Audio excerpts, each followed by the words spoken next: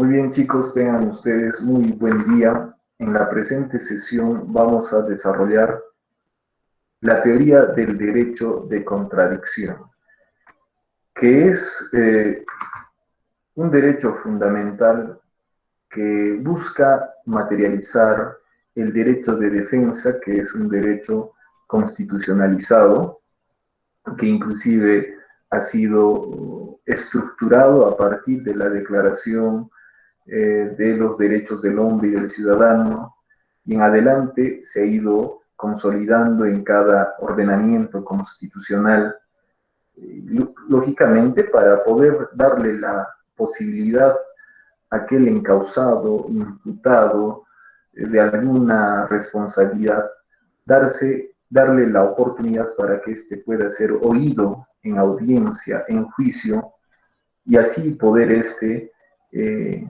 defenderse, ¿no es cierto? Entonces, fundamentalmente, este derecho de defensa busca reconocer ello.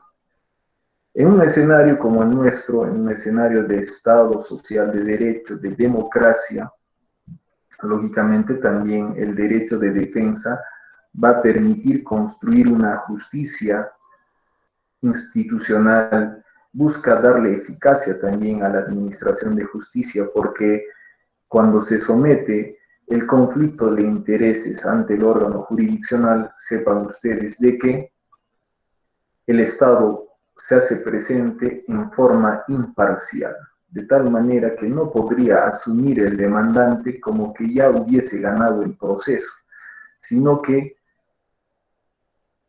en dicho desarrollo, en el desarrollo de ese proceso también se va a otorgarle las mismas condiciones, las mismas oportunidades al demandado para que éste pueda hacer valer su interés legítimo, para poder ser oído, para poder presentar las pruebas que vea conveniente, todo dentro del marco legal. Esto también podríamos ejemplificarlo a través de la dialéctica, ¿cierto? Saben ustedes que la dialéctica es un proceso del pensamiento que se caracteriza por que un elemento fundamental de la dialéctica viene a ser la contradicción. Por un lado tenemos una tesis, por el otro lado tenemos una antítesis, y finalmente la resolución de esa contradicción viene a ser la síntesis. Entonces, ese esquema dialéctico también lo vamos a observar en el proceso judicial. Por un lado tenemos a un demandante, por otro lado tenemos al demandado. Cada uno de ellos va a desarrollar su tesis, su teoría del caso. Cada uno de ellos va a presentar las pruebas que vean convenientes y las van a someter al análisis de un tercero imparcial, que en síntesis va a solucionar el conflicto de intereses a través de una sentencia que lógicamente va a establecer el fallo jurisdiccional. Muy bien, hemos conversado las anteriores sesiones de clase que el derecho de acción es un derecho fundamental dentro de la estructura democrática, porque permite de que el justiciable, el ciudadano, recurra a un tercero ajeno al conflicto que busque solucionar el problema del conflicto de intereses, eh, renunciando a esa justicia inmediata, a esa justicia directa por mano propia, que es característico de las sociedades pasadas, donde no había democracia, donde no había Estado constitucional, ¿no es cierto? Sociedades del pasado que se caracterizan por la arbitrariedad, por la imposición, de tal manera que el derecho de acción es una herramienta fundamental para la construcción de democracia, para la construcción de Estado social de derecho, y eso lo hemos entendido. Sin embargo, también debemos de tener en cuenta de que el derecho de acción tiene una contraparte, y esa contraparte viene a ser el derecho de contradicción, que va a tener la misma naturaleza que el derecho de acción, las mismas características inclusive, sin embargo, que va a ser la acción del demandado. Muy bien, de tal manera que ambos derechos, tanto el de acción como el de contradicción, podrían entenderse como las caras de una misma moneda. Lo que hace diferencia entre el uno y el otro vendría a ser la presencia del rol que cumple el justiciable. Tenemos un demandante, le es inherente el derecho de acción. Tenemos un demandado, le es inherente el derecho de contradicción. Muy bien, en un escenario procesal real, lógicamente se observa que al momento de accionar el servicio de justicia, el demandante, lógicamente, se va a dirigir al órgano jurisdiccional que representa al Estado. Allí se va a observar una relación de acción. La relación de acción está integrada por dos sujetos. Un sujeto activo, que viene a ser el demandante, activa el servicio de justicia. Y el otro sujeto va a ser un sujeto ajeno al problema, que vendría a ser el Estado. Entonces, tener en cuenta ello. Lo vamos a detallar más adelante, ¿no? Tenemos una relación de contradicción. La relación jurídica de contradicción implica también la existencia, la presencia de dos sujetos. Un sujeto pasivo que va a presentar la contestación de demanda y la va a presentar ante el órgano jurisdiccional. Entonces tenemos al sujeto pasivo que viene a ser el demandado y tenemos un ente tercero ajeno al proceso que vendría a ser el órgano jurisdiccional. Entonces allí observamos dos relaciones que se van a construir a partir del desarrollo del derecho de acción y a partir del desarrollo y ejercicio del derecho de contradicción. También lo vamos a detallar más adelante. Muy bien. Todo esto en líneas generales, en líneas preliminares. Muy bien. Vamos a continuar con el desarrollo de nuestras diapositivas, ¿no es cierto? En cuanto a las nociones generales, tenemos lo siguiente. Tenemos dos clases de defensa. Por un lado tenemos la defensa material o la defensa sustancial y por otro lado tenemos la defensa formal o la defensa técnica o la defensa instrumental. ¿A qué se refiere estas dos clases de defensa? Muy bien. Recuérdense ustedes que siempre hemos hablado de dos escenarios. Un escenario material que está integrado por el ejemplo que les he comentado siempre y que también vamos a traer en desarrollo de estas diapositivas. Tenemos el ejemplo entre Arnold y Helga. Por un lado, Arnold presta 20.000 soles y por el otro lado, Helga se compromete a devolver esos 20.000 soles.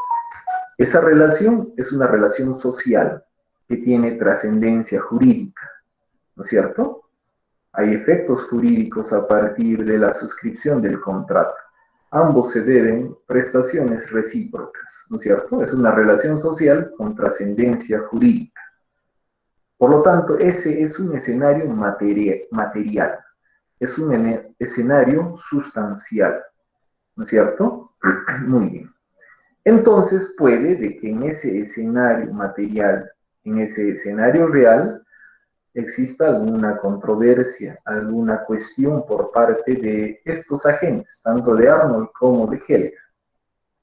Bajo esa situación, lógicamente, se va a poner de manifiesto la defensa del derecho sustancial, la defensa material o sustancial, que va a ser la defensa de las cláusulas del contrato, por ejemplo. Resulta que en el contrato que ha firmado Helga y Arnold hay una cláusula, la cláusula que establece el pago de una mora. Por cada día de incumplimiento se va a incrementar un sol al capital a los intereses, ¿no es cierto? A los intereses. De tal manera que Arnold va y en mérito a la defensa material, en mérito a la defensa sustancial, sin necesidad de recurrir a un abogado, por su propia cuenta puede hacer valer esa cláusula que está establecida en el contrato. Es una defensa material que no requiere de la presencia de un abogado profesional en el derecho. Ello no quiere decir tampoco de que se exonere la presencia del abogado, porque simplemente todo correspondería a la solución del conflicto por parte de Arnold, ¿no? Pero a eso se refiere la defensa material. Es una defensa que no necesariamente requiere la defensa por parte de un abogado profesional en el derecho. Tranquilamente la parte puede asumir su propia defensa. Eso puede darse. También puede darse el escenario que en la defensa material Arnold recurra a un abogado para que el abogado vaya donde Helga y le explique las consecuencias del incumplimiento de las cláusulas del contrato, de tal manera que eso también es factible. Ello opera dentro de la defensa material, aquella defensa que todavía no merece la intervención del Estado. No, muy bien, por eso se dice defensa material, defensa sustancial. Y luego tenemos otra clase de defensa que viene a ser la defensa formal o técnica, que va a tener un carácter instrumental. Quiere decir que el conflicto de intereses ya ha sido sometido o se va a someter a administración de justicia por parte del Estado. Entonces, para poder ejercitar el derecho de acción, el Código Procesal Civil establece que el derecho de acción no puede ser limitado salvo los requisitos preestablecidos en el Código Procesal Civil, entre ellos, lógicamente, presentar una demanda que cumpla con los requisitos de forma. De tal manera que para poder ejercitar ese derecho de acción es necesario presentar una demanda, pero que cumpla los requisitos de forma. Allí ya es necesaria la presencia, la intervención de un abogado profesional en el derecho, que en mérito a su experiencia, en mérito a sus estudios, en mérito a su formación, pueda viabilizar ese derecho de acción, redactando una demanda eficaz, una demanda rigurosa que cumpla con las formalidades que la ley exige, ¿no es cierto?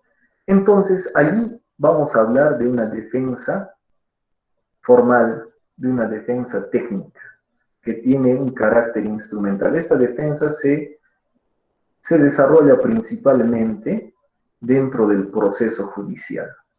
Entonces, Arnold ha visto de que su derecho ha sido vulnerado, ha iniciado los mecanismos de autocomposición, ¿no es cierto? Sin embargo, estos han fracasado, así que es necesario de que recurra al órgano jurisdiccional y allí él se ve imposibilitado en forma real de poder ejercitar su derecho de acción bajo el cumplimiento de los requisitos que exige la ley, porque no es un hombre de derecho, ¿no es cierto? No es un hombre con formación en derecho, de tal manera que ahí hay límites. Entonces, ahí es necesario la presencia de un profesional en derecho que viabilice ese derecho de acción. Lo mismo sucede con otros ejemplos, ¿no es cierto? En cuanto a la construcción de una casa. Tengan ustedes en cuenta de que no podemos ser autosuficientes, ¿no es cierto?, en el mundo real. Necesitamos de otros profesionales que ejecuten, que realicen el proyecto de infraestructura. Vamos a necesitar un ingeniero civil para que elabore el proyecto de estructura, ¿no es cierto?, de esa futura casa. Vamos a requerir la presencia de un arquitecto que ultime los detalles respecto al diseño de la casa, ahora también inclusive se va a requerir la presencia, la intervención de un ingeniero eléctrico, ¿no es cierto?, que lógicamente instale las redes eléctricas, ¿no es cierto? Se dan cuenta, entonces las profesiones no están por gusto, están para colaborar con el desarrollo y ejecución de proyectos. Entonces lo mismo sucede en el mundo jurídico. Entonces, pero hay algunos que no invierten en su defensa jurídica, ¿no es cierto? Y creen tener formación jurídica y eso es totalmente equivocado, ¿no es cierto? Hay que saber canalizar las cosas a través de las personas adecuadas. Muy bien, entonces, bajo esta idea, lógicamente, se va a necesitar de la defensa técnica. La defensa técnica va a ser llevada a cargo de un profesional en derecho, ¿no es cierto? Entonces, por un lado tenemos a la defensa material o sustancial y por otro lado tenemos a la defensa formal o técnica, que es la que se va a canalizar a través de la intervención de un profesional en derecho. Pero vuelvo a enfatizar, esto no quiere decir que el abogado no intervenga también en la defensa material. Arnold tranquilamente ha podido recurrir ante el abogado y el abogado, conjuntamente con Arnold, visitarle a Helga y el abogado informarle de cuáles son los efectos que podría tener el incumplimiento de las cláusulas del contrato que ha suscrito con Arnold, ¿cierto? Entonces, tengan en cuenta ello. Muy bien. La primera defensa, la defensa material, se hace valer el derecho del que goza todo sujeto de derecho, los cuales se hallan normativamente establecidos en las leyes fundamentales o en las de fondo, materiales. Es decir, esa defensa material busca defender el derecho fundamental que está establecido en la Constitución y en las demás normas, ¿no es cierto? Aquí hay otra característica del derecho de la defensa formal o técnica. Tiene un carácter instrumental y se la concibe como aquella que toma la defensa a través de las leyes procesales con el asesoramiento del profesional del derecho, ¿no es cierto? Entonces, esto para reforzar la idea. Muy bien, prosigamos. Seguimos con las nociones generales. El derecho de contradicción es una de las manifestaciones del derecho fundamental de defensa. El derecho de defensa es un derecho fundamental, ¿no es cierto? Muy bien, que va a permitir materializar, construir democracia, materializar el principio de igualdad de oportunidades, el principio de igualdad en general. La Constitución establece, ¿no es cierto?, como un pilar fundamental de la democracia, la igualdad que debemos tener todos los ciudadanos ante la ley. Entonces, para poder materializar, construir, reforzar este principio de igualdad, lógicamente se tiene que desarrollar la igualdad también en el escenario procesal. Y en el escenario procesal, las mismas oportunidades que se le da al actor, que se le da al demandante, también en igualdad de condiciones tendrá que otorgársele al demandado. ¿Por qué? Porque no podría concebirse un proceso desigual, un proceso que se incline a la posición económicamente hegemónica, aquel que tiene más dinero. No podría concebirse que la justicia se incline a aquel que tiene mayor posición social, tiene mejor apellido, etcétera, etcétera, ¿no es cierto? Entonces, resulta que el derecho de defensa va a buscar materializar, construir, mejorar, reforzar el principio de igualdad. Pero ese derecho de defensa también va a operativizarse aún más. Es como decir que el derecho de defensa podría ser el continente y uno de sus contenidos vendría a ser el derecho de contradicción. Más o menos como lo que ocurre con el derecho de petición. El derecho de petición es el continente y el contenido que busca operativizarlo, el derecho de acción. ¿No es cierto? Muy bien.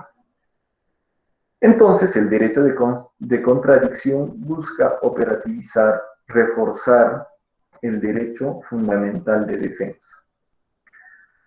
Aparece de tal manera que a la pretensión del actor se opone la contradicción del demandado. Muy bien, la acción constituye un ataque, mientras que la contradicción constituye una defensa. Muy bien, en otras palabras, en el escenario procesal, lógicamente, el actor presenta su demanda y en la demanda se establece la pretensión. Pretensión, por ejemplo, obligación de dar suma de dinero por el monto de 20.000 soles dirigida contra Helga. Allí está la pretensión. Es esa petición procesal que Arnold la va a dirigir ante el órgano jurisdiccional para que éste, lógicamente, pueda hacerle justicia, ¿no es cierto?, en un terreno imparcial. Muy bien. Entonces, luego de que se admite la demanda de Arnold, el juez, ¿no es cierto?, emite un auto de admisibilidad de demanda y corre traslado de esa demanda.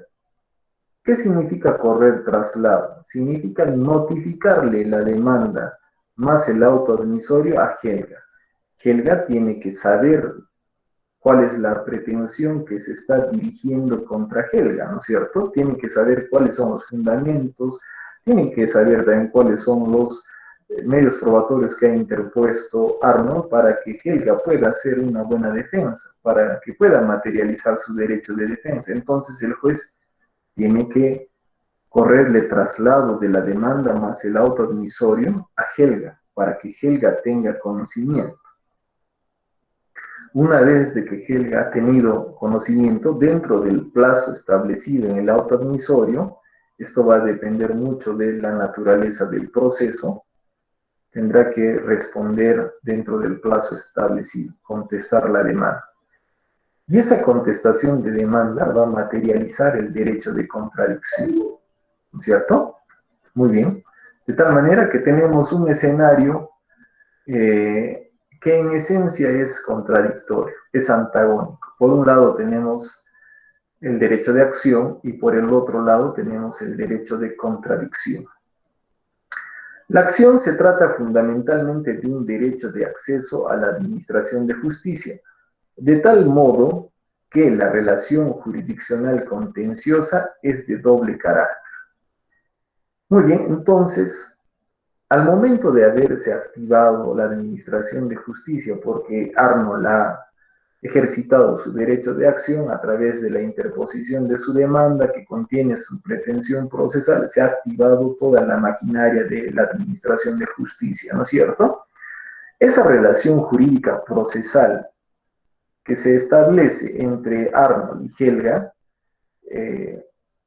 y lógicamente allí también está de por medio el órgano jurisdiccional, se va a subclasificar en dos relaciones. Tenemos la relación procesal de acción. La relación procesal de acción tiene dos sujetos. Por un lado tenemos al demandante y por otro lado tenemos al Estado. El demandante tiene el papel del actor, ¿no es cierto? Muy bien. Y la segunda relación que va a originarse va a ser la relación de contradicción, que tiene dos sujetos. Por un lado tenemos al demandado y por otro lado tenemos al órgano jurisdiccional. Esto lo vamos a entender mejor con el esquema que les he preparado. Aquí tenemos, ¿no es cierto?, este pequeño esquema ilustrativo.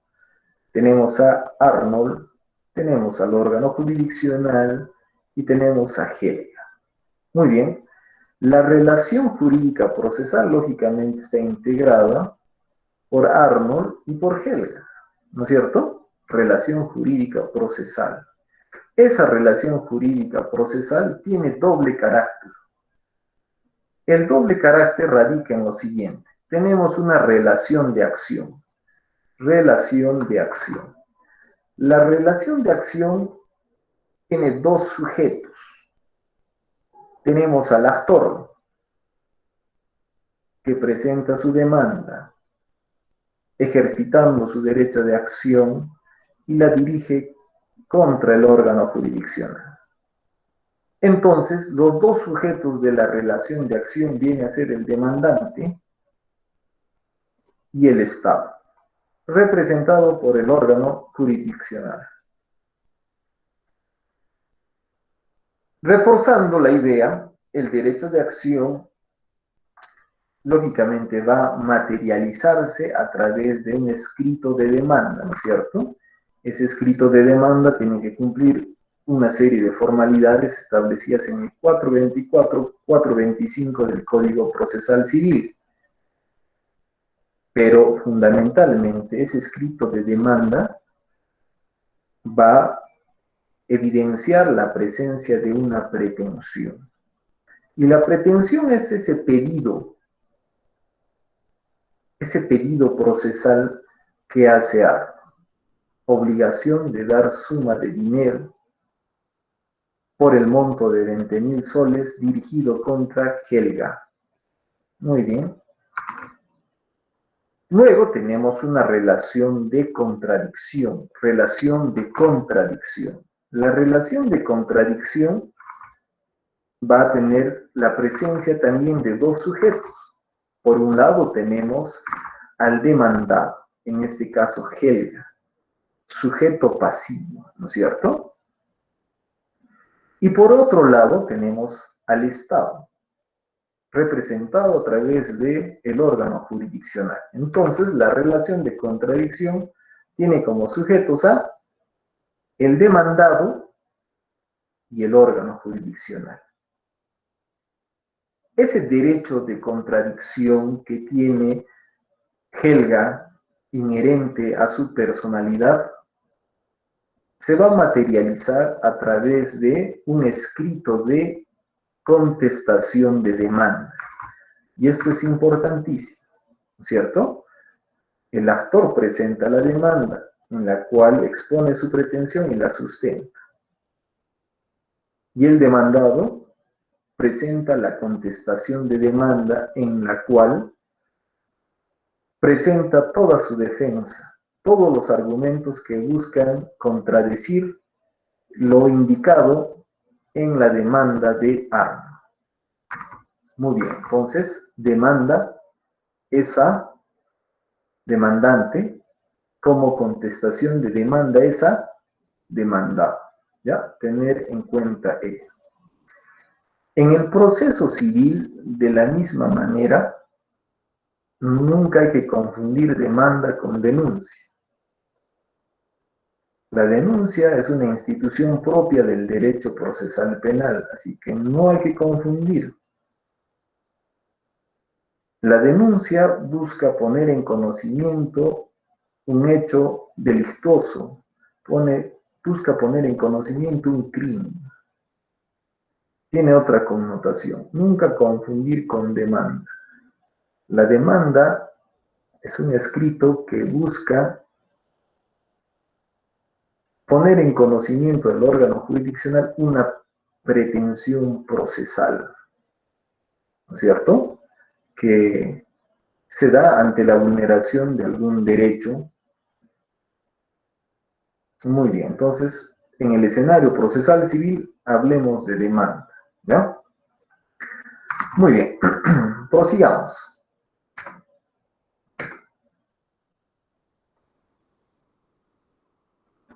Muy bien, el derecho de acción y el derecho de contradicción. La segunda parte del artículo 2 del Código Procesal Civil expresa dos puntos. Por ser titular del derecho a la tutela jurisdiccional efectiva, el emplazado en un proceso civil tiene derecho de contradicción. El artículo 3 del Código Procesal Civil establece lo siguiente: los derechos de acción y contradicción en materia procesal civil no admiten limitación ni restricción para su ejercicio, sin perjuicio de los requisitos procesales previstos en el Código. El derecho de acción y el derecho de contradicción pertenecen a toda persona natural o jurídica por el solo hecho de ser demandada en la vía jurisdiccional.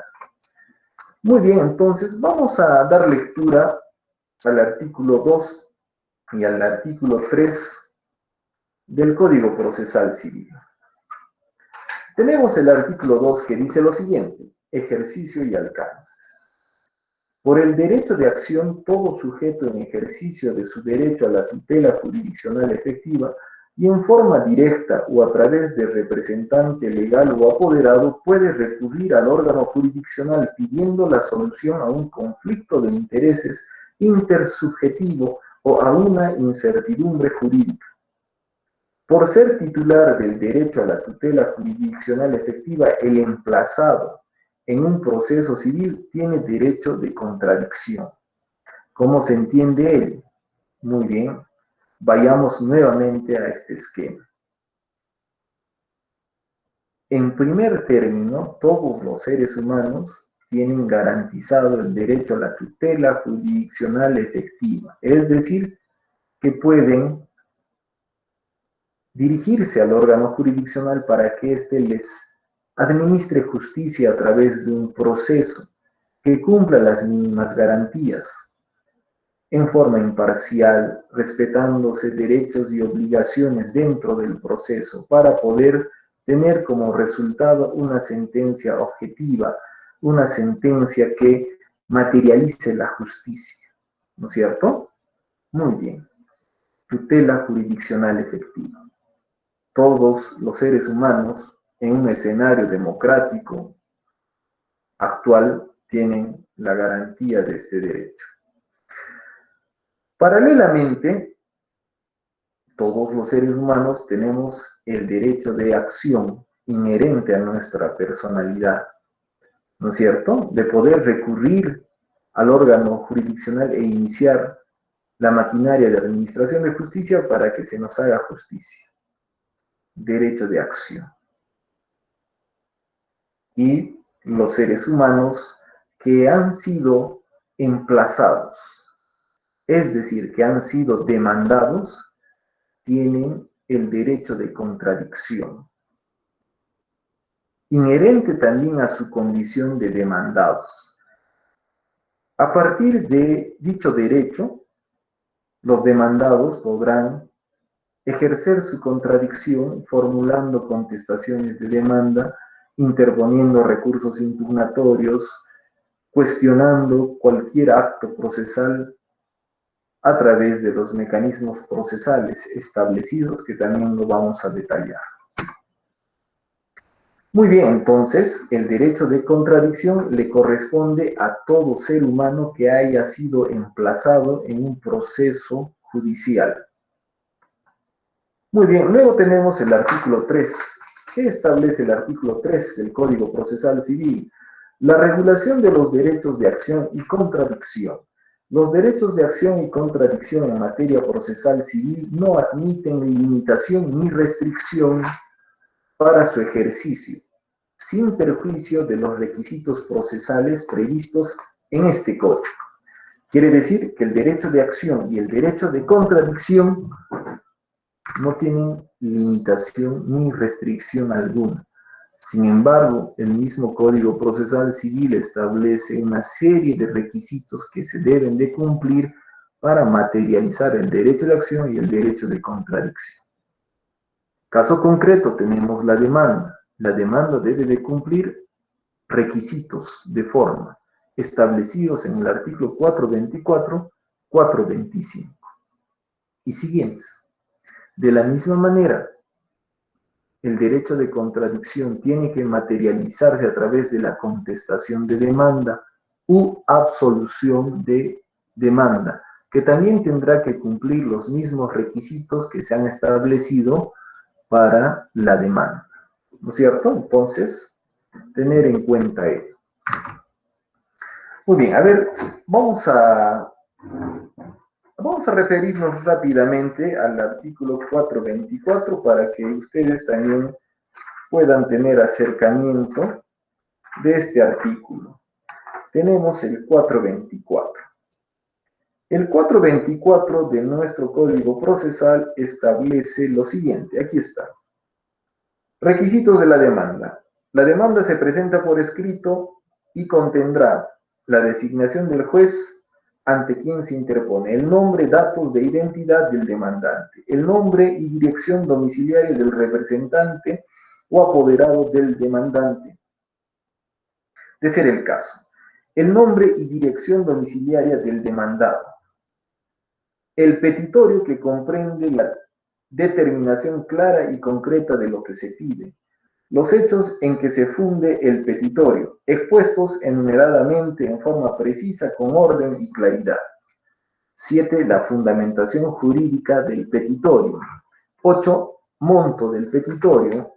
9. Indicación de la vía procedimental que corresponde a la demanda. 10. Los medios probatorios. 11. La firma del demandante, de su representante o del apoderado, y la del abogado.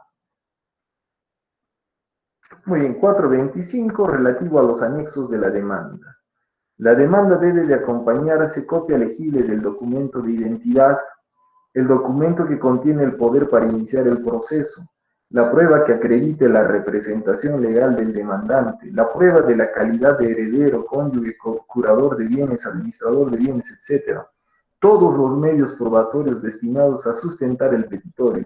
6. Los documentos probatorios que tuviese en su poder el demandante. Si no se dispusiera de alguno de estos, se describirá su contenido, indicándose con precisión el lugar en que se encuentra y solicitándose las medidas pertinentes para su incorporación al proceso. Muy bien.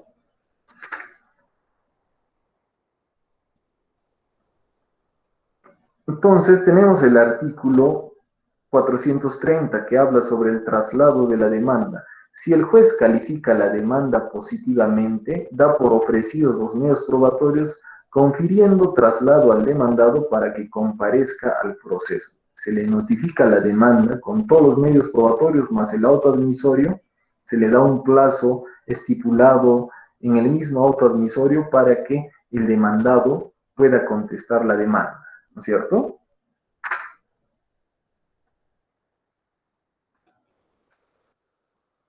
Muy bien.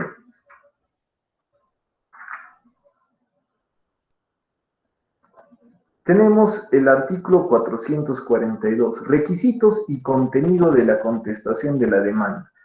Al contestar, el demandado debe observar los requisitos previstos para la demanda en lo que corresponda. Muy bien, entre otros, pero lo esencial radica en que la contestación de demanda debe de respetar los requisitos para la presentación de la demanda. ¿Ya?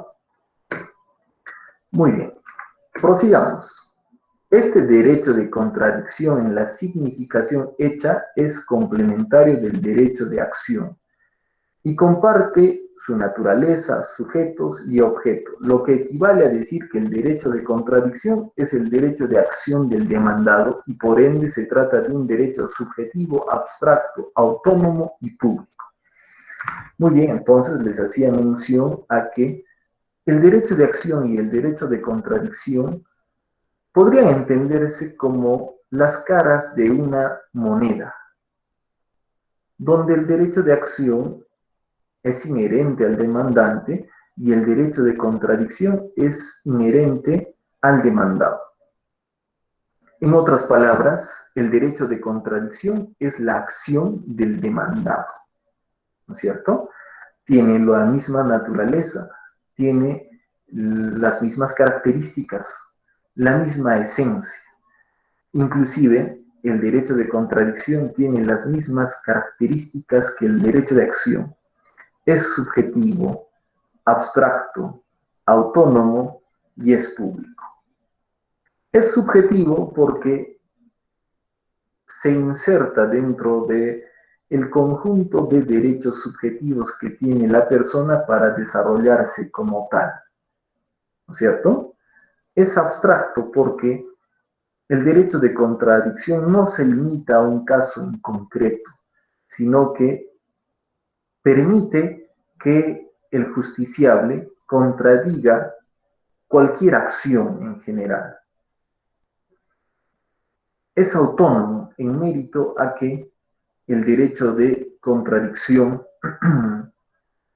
su existencia no depende del emplazamiento en cuanto tal, sino que este ya está siendo reconocido como derecho de las personas humanas.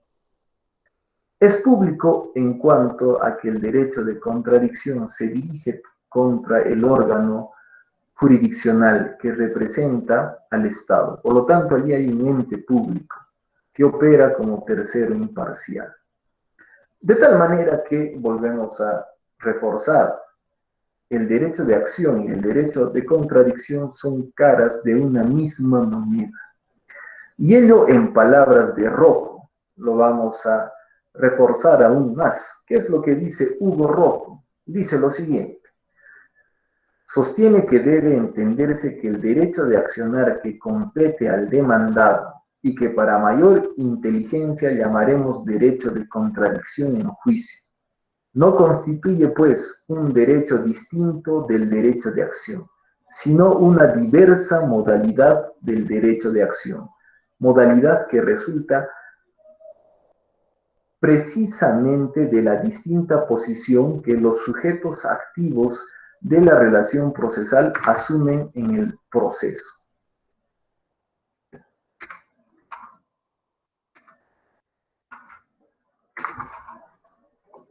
Muy bien.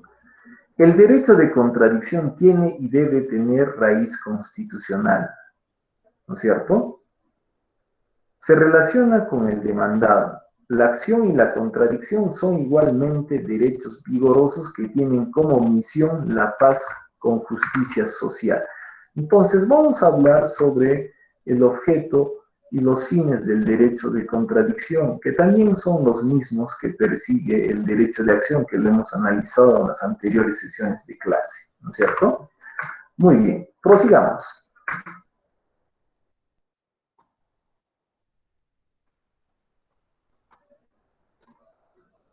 ¿Cuáles son los fundamentos del derecho de contradicción? Muy bien, entonces tenemos una base fundamental establecida en la Constitución política. Se fundamenta en el principio de rango constitucional derecho de defensa que se encuentra establecido en el artículo 139, inciso 14. Vamos a dar lectura a dicho dispositivo. Tenemos el artículo 139 de la Constitución, que establece los principios de la administración de justicia, ¿no es cierto? Muy bien, y tenemos el inciso 14. Escuchen ustedes.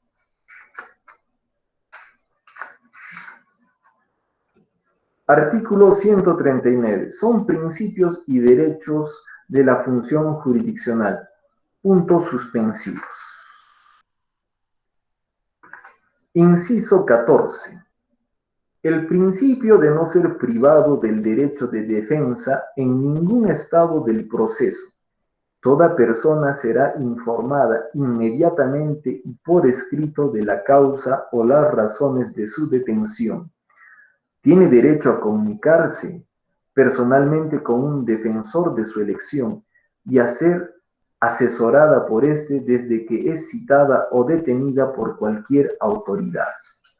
Muy bien, en todo caso, el derecho de defensa se encuentra plasmado en el artículo 139, inciso 14, y ese de derecho de defensa, como en un inicio les comenté, va a ser entendido como el derecho general, el derecho continente, y una subespecie del derecho de defensa va a ser el derecho de contradicción, que va a permitir operativizar aún más, que va a permitir ejercitar el derecho de defensa, ¿cierto?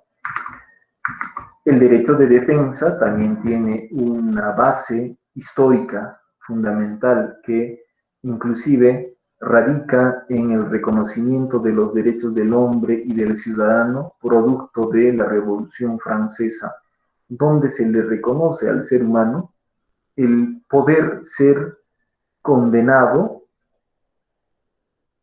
resultado de todo un proceso judicial donde se le haya garantizado mínimas condiciones de justicia, donde éste haya podido ser oído, donde éste haya podido ofrecer sus argumentos a efectos de defenderse, ¿no es cierto? De tal manera que un fundamento importante del derecho de defensa radica también en los derechos humanos.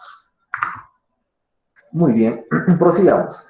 Se funda en el interés general porque por en medio solo está la defensa del demandado en cuanto a la protección de sus intereses y derechos sometidos al proceso jurisdiccional. Básicamente, mira el interés público en el respeto a los principios fundamentales que toda organización social civilizada debe de observar, como el que prohíbe juzgar a nadie sin ser oído y sin darle los medios idóneos para su defensa.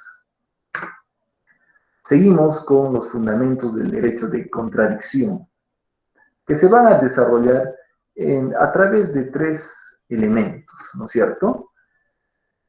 Un fundamento radica en la igualdad de las partes en el proceso. Les había mencionado que la igualdad es un principio fundamental reconocido en nuestra Constitución y esa igualdad también tiene que materializarse en el proceso, de tal manera que las partes son iguales en el proceso judicial. En consecuencia, el proceso debe de dar las mismas oportunidades para poder actuar y contradecir, ¿no es cierto? Ello va a descansar en el latinismo, audiatur ex altera parte, que la parte sea oída también, ¿no es cierto? Muy bien. En cuanto a lo siguiente, el proceso también no debe significar la presencia de privilegios que se relacionen con la raza, la economía, la posición social, el género o cualquier cargo político. Dichas categorías no pueden significar de ninguna manera la inclinación a una de las partes, sea demandante o demandado. Entonces, la vigencia del derecho de contradicción justamente radica en materializar el derecho de igualdad. Otro elemento que va a servir como fundamento viene a ser la necesidad de oír a la persona contra la cual va a surtir la decisión y la garantía del derecho de defensa, que tiene un sustento constitucional, ¿no es cierto? Nadie puede ser condenado sin haber sido oído y vencido en juicio por los trámites legales. Ello va a estar establecido en el artículo 139, inciso 10 de la Constitución, que justamente sostiene el principio de no ser penado sin proceso judicial. Entonces, lógicamente aquí opera el principio de presunción de inocencia, ¿no es cierto?, que también se va a plasmar en el escenario procesal civil. Todos merecemos ser escuchados previamente a un fallo, donde se garantice que podamos desarrollar nuestra argumentación, donde se pueda ofrecer medios probatorios de acuerdo a nuestra conveniencia. Y después de haberse desarrollado todo ese proceso, en forma objetiva tendrá que emitirse un fallo, una sentencia resultado de todo ese debido proceso judicial. El otro elemento es el principio de bilateralidad. El órgano jurisdiccional se encuentra no solamente frente a la petición del actor, sino también a la contrapropuesta del demandado. resulta sustancial para la misma validez del proceso en el cual se hace posible el derecho de contradicción del sujeto pasivo de la pretensión. Entonces, en un escenario democrático, lógicamente, se debe de entender de que el proceso está al servicio de la democracia, al servicio de la solución de conflictos de intereses en forma pacífica, en forma imparcial. Solo así se construye democracia, ¿no es cierto? Por lo tanto, entiéndase de que para construir democracia, para poder construir justicia, para poder reforzar el proceso judicial, entiéndase de que es importante que exista bilateralidad, igualdad de partes, igualdad de oportunidades. Así como existe un derecho de acción, existe también un derecho de contradicción, donde el demandado tiene la posibilidad de poder resistirse a la pretensión del demandante, donde el demandado tiene la posibilidad de poner en ejercicio su derecho de defensa, presentando medios probatorios, argumentos los más convenientes para su defensa. ¿Por qué? Porque el órgano jurisdiccional no anticipa la justicia, ¿no es cierto? Ni bien se ha presentado la demanda, el órgano jurisdiccional ya dice, este demandante va a ganar el proceso. Eso no puede darse. El fallo tiene que ser el resultado de todo un proceso judicial que cumple mínimas garantías, imparcialidad sobre todo, y esa imparcialidad va a ser asegurada por la existencia, la vigencia del derecho de acción y del derecho de contradicción. Ambos elementos, lógicamente, van a servir para construir un proceso imparcial, para poder obtenerse una sentencia imparcial, objetiva, resultado de todo ese proceso que cumple mínimas garantías. Muy bien, prosigamos. En cuanto a la definición del derecho de contradicción, tenemos a Davis Echandía, que es lo que sostiene Davis Echandía. El derecho de obtener la decisión justa del litigio que se le plantea al demandado o acerca de la imputación que se le formula al imputado o procesado, luego de ser oído en igualdad de circunstancias para defenderse e interponer los recursos que la ley procesal consagre. Ni siquiera la ley puede desconocer este derecho, pues sería inconstitucional. Tenemos otra definición de Hugo Rocco. Define como el que tiene el demandado con base en el principio constitucional para intervenir en el proceso y poder ejercer su derecho de defensa. El mismo Rocco complementa esta definición indicando lo siguiente. El derecho de contradicción es el derecho de accionar que compete al demandado y que, para mayor inteligencia, llamaremos derecho de contradicción en juicio.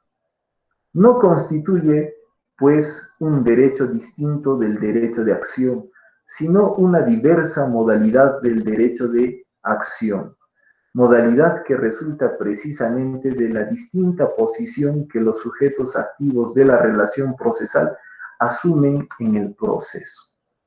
Entonces, es importante manejar, ¿no es cierto?, el concepto de acción para poder entender el derecho de contradicción. En tal manera, se ha reforzado a través de esta ilustración, a través de este esquema, que también es muy importante, ¿no es cierto? Muy bien, prosigamos. Relación jurídica de contradicción. Muy bien, tenemos la teoría de la relación jurídica procesal que ha sido desarrollada por Oscar von Bülow, Helwig, Kohler, Bach, alemanes todos ellos, Chiovenda, Hugo Rocco, Calamandrei, italianos, que han desarrollado la teoría de la relación jurídica procesal, ¿no es cierto? Dicha teoría establece que el proceso está integrado por una relación de sujetos procesales, demandante, un demandado, y lógicamente la presencia de un tercero ajeno al conflicto que viene a ser el órgano jurisdiccional. En dicha relación jurídica procesal se va a advertir la presencia de una relación de acción y una relación de contradicción. ¿No es cierto? Lo que les había detallado. Muy bien. La relación de acción, nuevamente, les comento que implica la presencia de dos sujetos. La relación de acción implica la presencia del demandante y la presencia del órgano jurisdiccional. Relación de acción. La relación de contradicción implica la presencia también de dos sujetos. Por un lado, el demandado o sujeto pasivo de la pretensión y por otro lado, el órgano jurisdiccional. ¿No es cierto? Muy bien. Podría decirse que son relaciones verticales. La relación de acción y la relación de contradicción podría decirse que son relaciones verticales que implican jerarquía, porque son relaciones que se establece entre el demandante y el órgano jurisdiccional. Y el órgano jurisdiccional, lógicamente, tiene jerarquía, tiene un peso oficial reconocido, porque es el mismo representante del Estado, que asume el rol de tercero imparcial. La relación de contradicción de igual manera. Tenemos a un sujeto pasivo o demandado y el otro sujeto vendría a ser el órgano jurisdiccional que representa a todo el Estado, a toda la institucionalidad del Estado. Muy bien, prosigamos. Las relaciones jurídicas que integran la relación procesal son la relación jurídica de la acción y la relación jurídica de contradicción, ¿no es cierto? La relación jurídica de contradicción es la que surge entre el demandado y el Estado, es decir, que el derecho de contradicción la ejerce el demandado frente al Estado y a su vez la jurisdicción la ejerce el Estado. Y es en esa virtud de esa obligación el Estado tiene que recibirle al demandado la contestación de la demanda conforme los requisitos preestablecidos. Nuevamente vayamos al esquema. La relación de contradicción implica la presencia de un sujeto demandado. Ese sujeto demandado va a ejercitar, va a materializar su derecho de contradicción a través del escrito de contestación de demanda. Contestación de demanda que la presenta ante el órgano jurisdiccional. Dicha contestación de demanda, a su vez, tendrá que cumplir los mismos requisitos establecidos para la presentación de la demanda. Ello conforme el artículo 442 del Código Procesal Civil, sobre todo el inciso 1. Muy bien, prosigamos.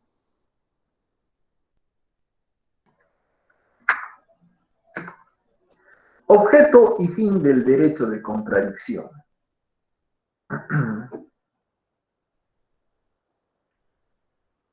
Muy bien. El objeto es una tutela abstracta por una sentencia justa y legal y la oportunidad de ser oído en el proceso para el ejercicio del derecho de defensa en igualdad de condiciones, oportunidades y facultades dentro del proceso. Muy bien. ¿Cuál es el objeto del proceso?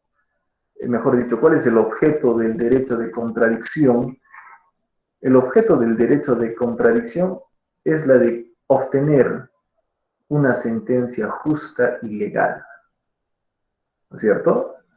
Que no se confunda que el objeto del derecho de contradicción es que el demandado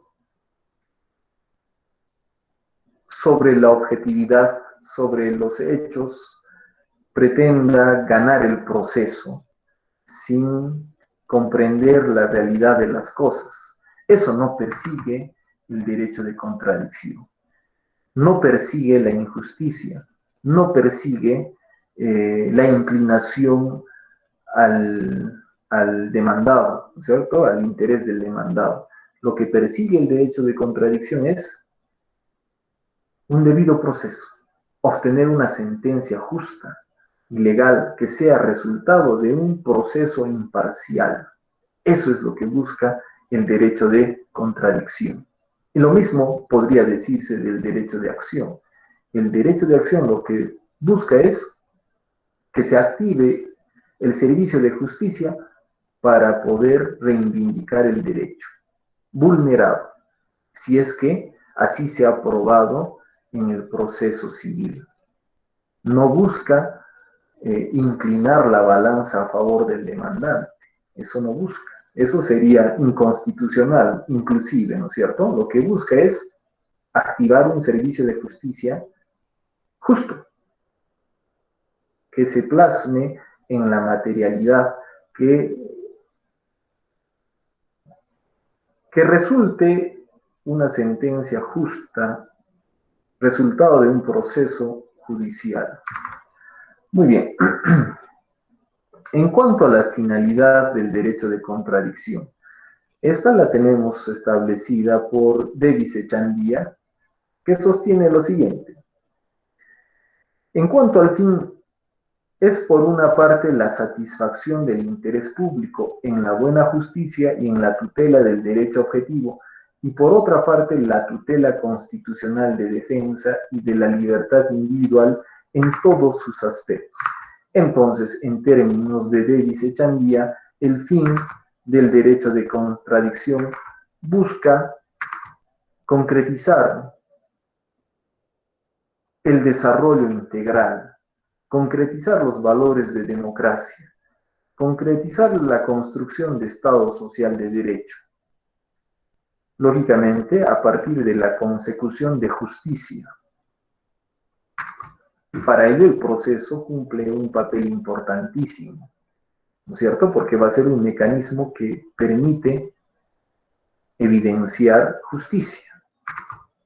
Tenemos otro fin que persigue el derecho de contradicción, que es reforzar, garantizar el principio constitucional del derecho de defensa. Todos los seres humanos tenemos el derecho de defensa como un derecho inherente a la personalidad. Entonces, el derecho de contradicción tiene como finalidad reforzar, materializar ese derecho de defensa. Muy bien, prosigamos. ¿Cuáles son los elementos del derecho de contradicción? Muy bien, los elementos del derecho de contradicción no difieren de los del derecho de acción en cuanto al objeto y a la finalidad. Varían solo respecto de los sujetos. Y ello lo vamos a observar. ¿Cuál es el primer elemento del derecho de contradicción? Los sujetos. Los sujetos del derecho de contradicción están representados por el demandado y por el Estado. Aquí observamos, tenemos a Helga, demandado, y tenemos al órgano jurisdiccional. Vienen a ser los sujetos del derecho de contradicción. El otro elemento es el objeto del derecho de contradicción. Y el objeto del derecho de contradicción busca conseguir un debido proceso. Busca conseguir una adecuada administración de justicia. Que la sentencia sea el resultado de un debido proceso imparcial que cumpla las mínimas garantías establecidas en las leyes procesales. En cuanto a la finalidad, el fin del derecho de contradicción va a significar la consecución de justicia la consecución de la paz y armonía social, la consecución de democracia, la consecución y fortalecimiento de un Estado social de derecho, un Estado democrático que solucione sus problemas en forma pacífica. Y por otro lado, tenemos un fin consistente en materializar, construir y reforzar el derecho de defensa establecido en nuestra Constitución. Entonces tenemos tres elementos. El único que varía respecto de los elementos del derecho de acción sería la presencia del demandado, mientras que en el derecho de acción tenemos que los sujetos del derecho de acción están integrados por el demandante y el órgano jurisdiccional. En el derecho de contradicción observamos que los sujetos están integrados por demandado y el órgano jurisdiccional. De tal manera que la diferencia opera en la presencia del demandante y el demandado. Muy bien, prosigamos. ¿Cuáles son las diferencias entre los derechos de acción y de contradicción?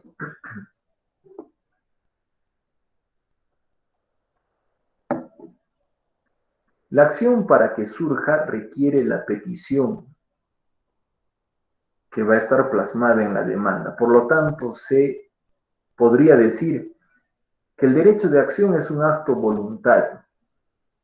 ¿Cómo se entiende esto? Arnold, ¿le es facultativo a Arnold poder recurrir al órgano jurisdiccional o no? Si él quiere recuperar los 20.000 soles, puede ejercitar su derecho de acción, si desea. Y si no desea ejercitar ese derecho de acción, no pasa nada, quedó allí. Es un acto voluntario. Mientras que el derecho de contradicción es un acto forzoso para el demandado. La demanda ha sido presentada y el órgano jurisdiccional admite la demanda y va a notificar la demanda. Va a correr traslado a Helga y forzosamente Helga va a tener que tener la categoría de demandado y asumir ese rol. A Helga no se le ha preguntado, oye Helga, ¿tú quieres ser demandado?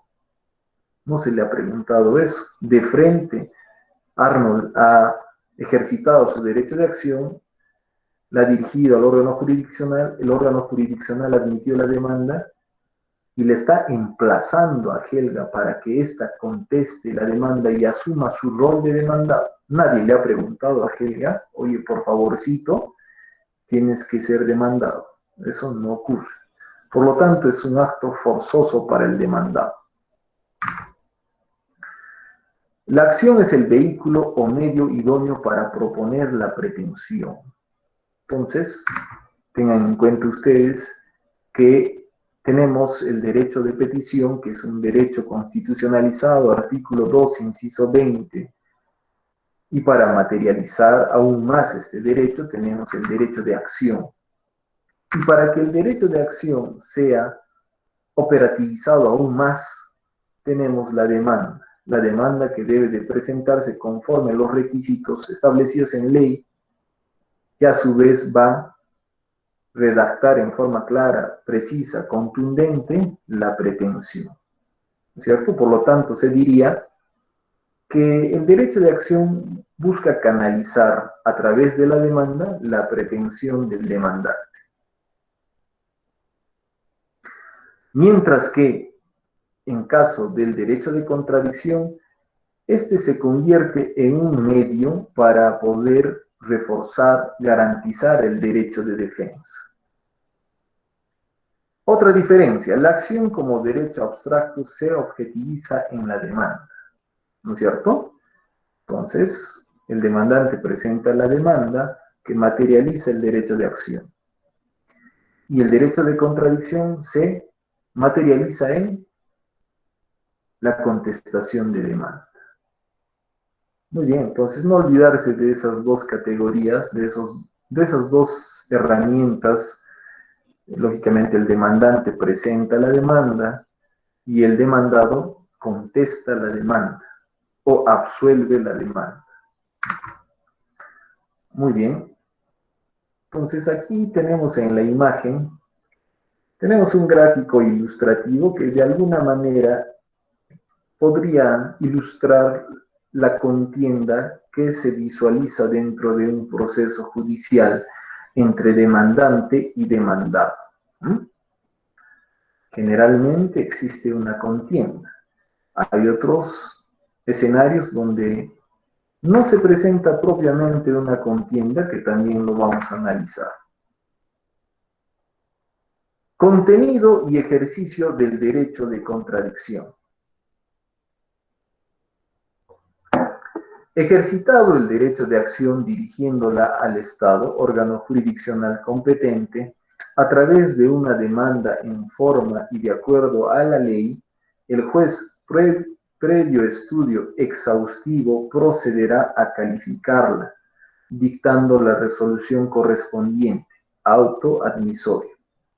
En el supuesto de ser positiva, dictará la resolución que la admita, ¿no es cierto? Auto admisorio.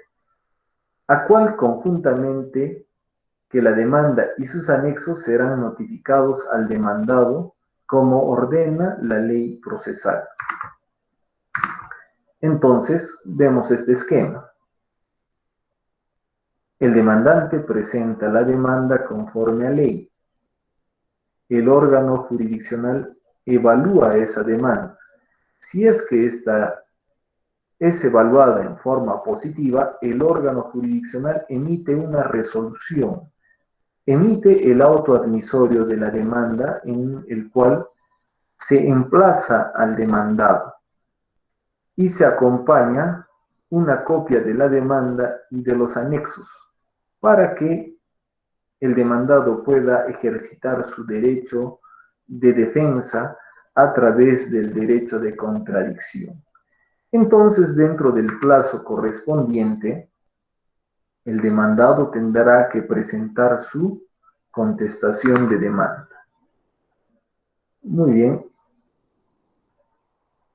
Ante la presentación de una demanda y ante la declaratoria de admisibilidad de esa demanda por parte del órgano jurisdiccional, se pueden desarrollar los siguientes escenarios, que de acuerdo a las diapositivas son las actitudes que el demandado puede asumir ante la presencia de las pretensiones que contiene la demanda. ¿Cuáles son estos escenarios que podría suscitarse cuando un demandado es emplazado? El primero de ellos, el demandado guarda total inactividad, es decir, no contesta la demanda. Si no contesta la demanda, opera la rebeldía, que es un instituto jurídico procesal que significa que el demandado no ha contestado ni ha ejercitado su derecho de contradicción. ¿Cuál es el efecto que tiene la rebeldía? De que podría dársele mayor peso a las afirmaciones vertidas en la demanda por parte del demandante. Otro escenario que podría plantearse es el siguiente: manifiesta su asentimiento, es decir, el demandado se allana. Como lo que hemos observado en el expediente que hemos analizado, en el último expediente, ¿no es cierto? Uno de los demandados se ha allanado, ¿no es cierto?, a la demanda. Entonces, está reconociendo que todos los hechos vertidos en la demanda son ciertos. Otro escenario que podría plantearse es el siguiente: el demandado podría rechazar la pretensión, que podría entenderse esto como una verdadera oposición, una verdadera contradicción, de tal manera que a partir de ello se configura verdaderamente una contienda y conflicto de intereses donde el demandado está rechazando la pretensión del demandante, argumentando, ofreciendo medios probatorios que consoliden, refuercen la posición de demandado. Puede darse también ese escenario. Tenemos otro escenario que podría darse también, un escenario de actitud neutral, donde el demandado no resiste, tampoco acepta la pretensión del demandante. Un ejemplo podría suscitarse en una prescripción adquisitiva. Prescripción adquisitiva de bien inmueble. Entonces el demandante presenta la demanda y se cita a los colindantes, propietarios colindantes de ese inmueble, ¿no es cierto? A efectos de que hagan valer sus derechos, porque eso lógicamente es lo correcto. Pero resulta que el frontis del inmueble que se pretende prescribir, lógicamente el frontis está al lado de una avenida principal, ¿no es cierto?, de la vía pública. De tal manera que para resguardar los intereses del Estado, tendrá que notificársele la demanda también al procurador público de la municipalidad donde radique, ¿no es cierto?, donde esté esta avenida. De tal manera que generalmente en estas demandas el procurador público, en términos reales, no tendría por qué oponerse o aceptar esa pretensión. Lo único que le queda, porque finalmente es un trámite judicial de prescripción adquisitiva que no le merece interés mayor al procurador público, que es el defensor de los intereses del Estado, salvo que la prescripción adquisitiva sea sobre la misma avenida. Allí cambiaría la figura. Pero para este ejemplo se tiene de que el procurador ha corroborado los planos en la oficina de catastro de desarrollo urbano y ha corroborado que los planos que se está presentando a este proceso de prescripción adquisitiva obedecen a la verdad. Así que bajo esa situación no habría mayor interés por parte del procurador. No podría oponerse y tampoco podría aceptar, de tal manera que tiene una posición neutral. Contesta la demanda en el sentido siguiente, ¿no es cierto? Se ha notificado la demanda de prescripción adquisitiva a esta municipalidad como órgano jurisdiccional, como órgano de defensa jurídica del Estado. Esta Procuraduría no tiene mayor interés, salvo que se obtenga una sentencia acorde a derecho. Punto, nada más. Puede darse ese escenario. Otro escenario, pretensión interpuesta en una nueva demanda contra el actor. La contradicción también podría evidenciarse a través de la presentación de una reconvención. ¿Y qué viene a ser la reconvención? La reconvención es la demanda del demandado, dirigido contra el demandante. Bueno, esto suena medio a trabalenguas, pero tratemos de hacer el esfuerzo para entender. Nuevamente les repito. El derecho de contradicción puede materializarse a través de una contrademanda. ¿Y qué viene a ser la contrademanda? Viene a ser la demanda del demandado. O sea, Helga ha contestado la demanda, ¿no es cierto? Y a su vez ha presentado una contrademanda contra Arnold, cuya pretensión es pago de indemnización por daño moral. Entonces resulta que Helga ha experimentado sufrimiento emocional, etcétera, etcétera, y eso está pidiendo que se le resarza, que haya una compensación económica, porque lo que ha dicho Arnold, según Helga, es falso. Y ese falso testimonio tendrá que ser compensado. Entonces, Helga le plantea una contrademanda a Arnold. En términos procesales, esa contrademanda tiene un nombre apropiado. Ese nombre apropiado en tecnolenguaje jurídico viene a ser la reconvención. Pero esto también, lógicamente, les voy adelantando, porque vamos a tener toda una sesión para hablar de esta categoría jurídica. Muy bien. Prosigamos. Finalmente, tenemos la última diapositiva. Relación entre la tutela jurídica y la contradicción. Una de las relaciones jurídicas que se presentan en el proceso no es sino la que surge entre el demandado y el Estado. Es la que ha visto a denominarse la relación jurídica de contradicción. Esta relación en nada difiere de la otra creada por la acción, es decir, de la relación jurídica de acción. De lo que resulta que ambas relaciones provocadas por el derecho de acción y el derecho de contradicción son tenidas con una vinculación inescindible, o son como las dos caras de una misma moneda. ¿No es cierto? Entonces vamos a resaltar. Muy bien, chicos, muchas gracias por la atención, así que nos quedamos ahí. Gracias, doctor.